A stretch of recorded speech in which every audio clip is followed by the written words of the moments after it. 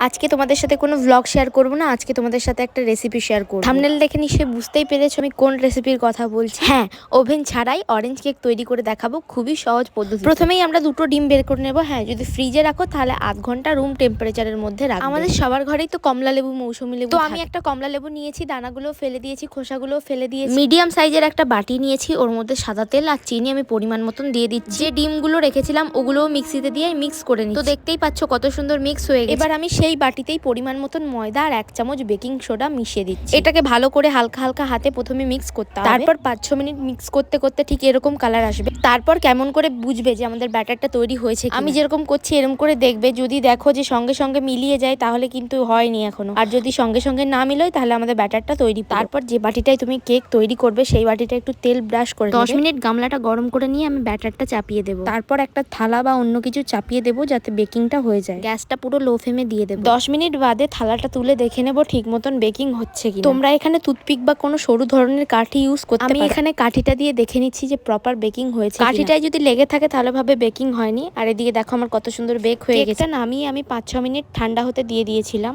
দেখো কত সুন্দর বেকিং হয়েছে কেকটা। তোমরাও একদিন বাড়িতে এই অরেঞ্জ কেকের রেসিপিটা ট্রাই করতে পারো। ভিডিওটা ভালো লাগলে চ্যানেলটাকে সাবস্ক্রাইব করে দিও। তো এখনকার জন্য টাটা।